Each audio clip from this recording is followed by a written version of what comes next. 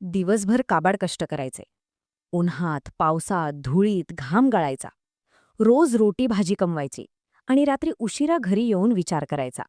जर उद्या मला काही झाले, जर मी अपघातात सापडलो किंवा शरीराने साथ दिली नाही, तर माझ्या मुलांचे, बायकोचे, आई-वडिलांचे काय होईल? महाराष्ट्रात लाखो करोडो कष्टकरी बंधू-भगिनी असे रोज जगतात. शेतात, बांधकामावर, रिक्षात, घरात. पण त्यांच्याकडे ना पेन्शन आहे, ना अपघाताचा विमा, ना म्हातारपणी आधार. फक्त एकच भीती, माझ्यानंतर माझ्या कुटुंबाचे काय होईल? पण आज मी तुम्हाला एक अशी बातमी सांगणार आहे, जी तुमच्या या भीतीला थोडे तरी कमी करू शकते. भारत सरकारने एक असे कार्ड तयार केले आहे, जी तुमच्या या कष्टाला थोडा तरी आधार देऊ शकते. हे आहे ई-श्रम कार्ड. 2026 मध्ये या एका कार्डमुळे तुम्हाला मिळू शकते अपघातात 2 लाख रुपयांचा मोफत विमा, म्हातारपणी दरमहा 3,000 रुपयांची हमखास पेन्शन, आपत्ती किंवा संकटात थेट बँकेत आर्थिक मदत आणि नवीन नोकरी ट्रेनिंगचे दरवाजे. हे कार्ड तुमच्या कुटुंबासाठी एक छोटीशी सुरक्षिततेची ढाल बनू शकते. फक्त एक प्रश्न आहे, तुमच्या खिशात हे कार्ड आहे का? नमस्कार मित्रांनो आणि बहिणींनो, मी तुमची प्रिया, मिसेस प्रिया आणि मिसेस प्रिया इन्फो या तुमच्या आवडत्या चॅनलवर तुमचे मनापासून स्वागत आहे. आजचा हा व्हिडिओ फक्त एक व्हिडिओ नाही, तो तुमच्या आणि तुमच्या कुटुंबाच्या भविष्याची छोटीशी सुरक्षितता आहे. जर तुम्ही दिवसभर काबाड कष्ट करणारे आहात, शेतात राबणारे शेतकरी, बांधकामावर विटा वाहणारे मजूर, रिक्षा ऑटो चालवणारे भाऊ, भाजी फळ विकणारे विक्रेते, घरात काम करणाऱ्या बहिणी, सुतार, प्लंबर, इलेक्ट्रिशियन किंवा घर बसल्या ट्यूशन घेणारे शिक्षक, तर हा व्हिडिओ तुमच्यासाठीच आहे. आज आपण पूर्ण सविस्तर आणि 2026च्या अपडेटेड नियमांनुसार बोलणार आहोत. ई-श्रम कार्ड म्हणजे नक्की काय? 2026 मध्ये या कार्डमुळे तुम्हाला मिळणारे खरे आणि मोठे फायदे कोणते? ते कसे बनवायचे? आणि सर्वात महत्त्वाचे, कोणत्या चुका करू नयेत? मी वचन देते, हा व्हिडिओ तुम्ही पूर्ण बघितलात तर तुम्हाला आणि तुमच्या कुटुंबाला खूप मोठा फायदा होईल. त्यामुळे व्हिडिओ अजिबात स्किप करू नका. आणि हो, अशा महत्त्वाच्या सरकारी योजनांची, फायनान्सची आणि कष्टकऱ्यांसाठीच्या अपडेटेड माहितीसाठी आत्ताच चॅनलला सबस्क्राईब करा आणि शेजारचे बेल आयकॉन नक्की दाबा, जेणेकरून नवीन व्हिडिओ आला की तुम्हाला सर्वात आधी कळेल. तर चला, सर्वात आधी सोप्या भाषेत समजून घेऊया की हे ई-श्रम कार्ड म्हणजे नक्की काय आहे. जे लोक असंघटित क्षेत्रात काम करतात, म्हणजे ज्यांचा पीएफ किंवा ईएसआयसी कापला जात नाही, त्यांच्यासाठी भारत सरकारच्या कामगार आणि रोजगार मंत्रालयाने ई-श्रम पोर्टल सुरू केले आहे.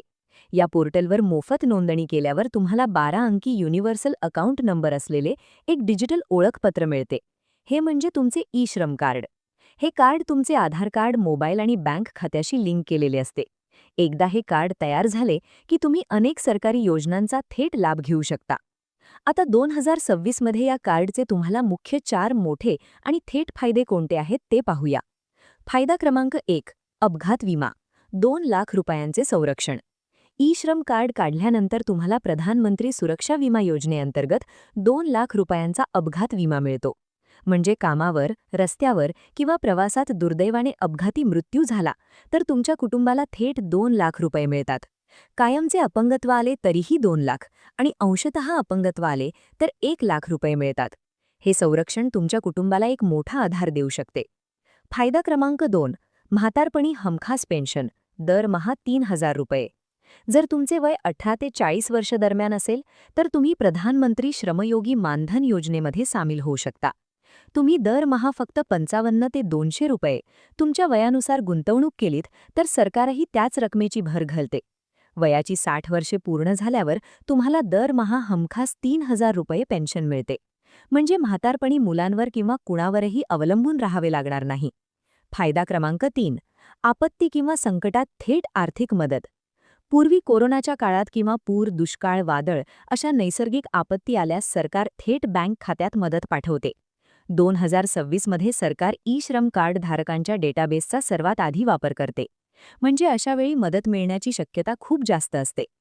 फायदा क्रमांक 4, मोफत रोजगार आणि कौशल्य विकास. तुमचे ई-श्रम कार्ड आता नॅशनल करिअर पोर्टलशी लिंक झाले आहे. याचा अर्थ तुम्ही बेरोजगार असाल तर तुमच्या कौशल्यानुसार नोकऱ्या शोधता येतील. तसेच सरकारच्या मोफत कौशल्य विकास ट्रेनिंग प्रोग्राम्सचाही लाभ घेता येईल. हे फायदे समजण्यासाठी मी तुम्हाला एक खऱ्या आयुष्यातलं उदाहरण देते. समजा अमरावती जिल्ह्यातील रमेश, एक बांधकाम मजूर.